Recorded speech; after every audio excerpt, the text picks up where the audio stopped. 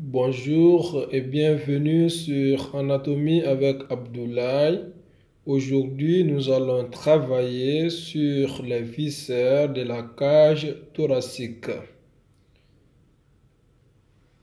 Donc, commençons par l'orientation de cette coupe. Ici, nous avons une coupe médiane de la cage thoracique qui nous montre les viscères de la cage thoracique. Voici la partie postérieure de cette coupe qui passe par les vertèbres thoraciques. Les vertèbres thoraciques sont au nombre de 12. Ici, nous voyons les processus épineux des vertèbres thoraciques qui sont reliés par l'intermédiaire des ligaments inter- et supra-épineux. La partie ventrale de cette coupe passe par le sternum, dont nous reconnaissons la partie supérieure, qui est le manubrium sternal, le corps du sternum et le processus xiphoïde. La partie caudale ou inférieure de cette coupe passe par le diaphragme thoraco-abdominal, qui est le principal muscle inspiratoire. Il va fermer la cage thoracique. La partie crâniale se trouve par là. Cette partie ne présente pas de limite morphologique. Il s'agit d'une limite virtuelle qui sépare la cage thoracique de la région cervicale. Sur cette coupe médiane, nous allons successivement décrire les éléments anatomiques contenus dans le médiastin supérieur. Le médiastin supérieur se situe au-dessus du cœur. Les éléments qui sont dans le médiastin antérieur et les éléments qui sont dans le médiastin postérieur. Le médiastin postérieur, c'est ici. Et le médiastin moyen, enfin, qui va contenir la masse cardiaque. Alors, dans le médiastin supérieur, sur cette coupe médiane, nous reconnaissons la trachée.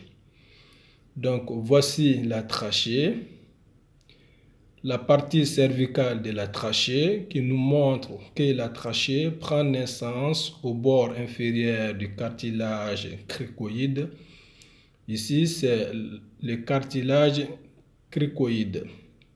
La trachée prend naissance au bord inférieur du cartilage cricoïde, descend dans la cage thoracique pour se terminer au niveau de la 5e vertèbre thoracique. Au niveau de la 5e vertèbre thoracique, la trachée se divise en donnant deux branches principales. Le lieu de division de la trachée forme un angle avec les deux branches principales appelé l'angle trachéobronchique. Dans cet angle trachéobronchique, nous reconnaissons sur cette coupe les nœuds lymphatiques trachéobronchiques. Cette trachée présente un rapport intime très intéressant qui a des implications cliniques. Vous voyez la partie cervicale de la trachée qui est intimement liée à l'œsophage cervical. Ce rapport intime entre la trachée et l'œsophage cervical explique la possibilité de fistule trachéo-ésophagienne, c'est-à-dire une communication entre la lumière trachéale et la lumière ésophagienne. Ceci peut s'observer au cours d'un traumatisme portant sur la région cervicale ou au cours d'un processus tumoral qui se développe soit aux dépens de la trachée, soit aux dépens de l'œsophage cervical. En plus de la trachée qui qui se trouve dans le médiastin supérieur. Nous avons l'aorte thoracique ascendante. L'aorte thoracique ascendante est ici. L'aorte thoracique ascendante qui se recourbe au niveau de la quatrième vertèbre thoracique pour se prolonger par l'arc aortique. L'arc aortique, d'où naît le tronc artériel brachiocéphalique. En avant de l'aorte thoracique ascendante, nous retrouvons la veine brachiocéphalique gauche. Entre l'angle trachéo-bronchique et la face dorsale de l'aorte ascendante, nous avons l'artère pulmonaire droite. Donc les trois éléments contenus dans le médiastin supérieur sur cette coupe médiane de la cage thoracique sont représentés par la trachée, l'angle trachéo-bronchique, les amants lymphatiques trachéo-bronchiques, l'aorte ascendante et l'artère pulmonaire droite. Maintenant, voyons les éléments contenus dans le médiastin antérieur. Le médiastin antérieur, c'est l'espace qui est situé entre la masse cardiaque et le plastron rétrosternal. Sur cette coupe médiane, nous voyons le corps adipeux rétrosternal. Le corps adipeux rétrosternal qui représente l'involution de la glande thymique. Au niveau du médiastin antérieur, nous pouvons également voir des amants lymphatiques. Donc ici, ce sont des amants lymphatiques qui sont situés dans le médiastin antérieur. Voyons à présent les éléments anatomiques au niveau du médiastin moyen. Le médiastin moyen va contenir la masse cardiaque que vous voyez par là. Cette masse cardiaque est enfermée dans le sac péricardique.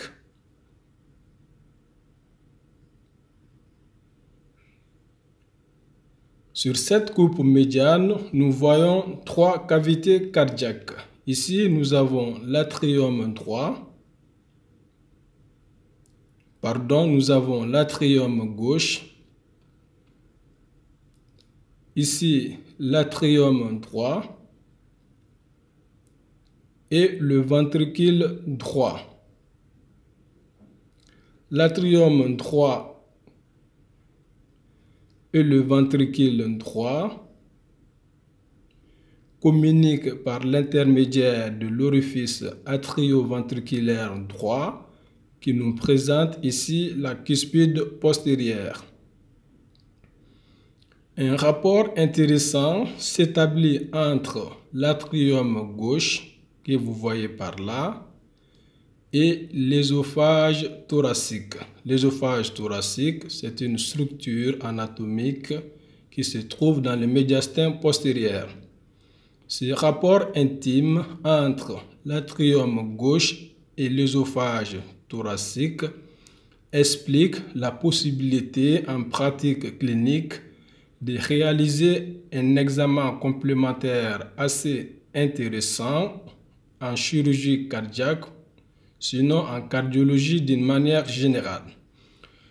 Ce rapport intime permet la réalisation d'une échographie transœsophagienne, c'est-à-dire que le médecin va introduire une sonde à travers la lumière œsophagienne qui va descendre jusqu'au niveau des vertèbres cardiaques. À ce niveau, la sonde permet d'explorer les cavités cardiaques, en particulier l'atrium gauche. Et cet examen est assez intéressant pour vérifier qu'il n'y a pas de thrombus dans l'auricule gauche. L'auricule gauche, c'est une expansion de l'atrium gauche. Et cet examen permet également de rassurer le chirurgien cardiaque de ces gestes réalisés en paire opératoire. En avant du ventricule droit que vous voyez par là et de l'aorte thoracique ascendante, nous reconnaissons l'apex de l'atrium droit. La masse cardiaque, représentée ici par l'atrium gauche et les cavités cardiaques droites, sont enfermées dans le sac péricardique. Le sac péricardique qui est formé par le péricarde fibré. Le péricarde fibré qui se fixe sur la base du cœur, sur le gros vaisseau. Ici, l'artère pulmonaire droite et l'aorte thoracique ascendante. Le péricarde fibré forme avec l'épicarde, c'est-à-dire la membrane qui tapisse la surface extérieure du cœur, une cavité qu'on appelle la cavité péricardique. Cette cavité péricardique est représentée ici par ce que vous voyez en noir.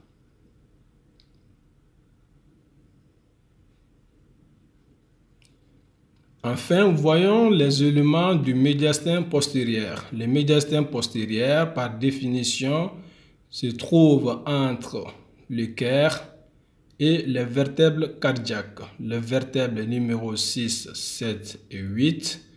Dans ce médiastin postérieur, nous voyons l'ésophage thoracique descendante. Ici, l'ésophage thoracique descendante. Et l'aorte thoracique descendante. L'aorte thoracique descendante qui va franchir l'orifice aortique ou le hiatus aortique au niveau de la 12e vertèbre thoracique pour devenir l'aorte abdominale. Dans le médiastin postérieur, nous reconnaissons la veine hémiazygos et la veine hémiazygos accessoire. C'est tout pour cette vidéo. On se donne rendez-vous pour une prochaine. Au revoir et à bientôt.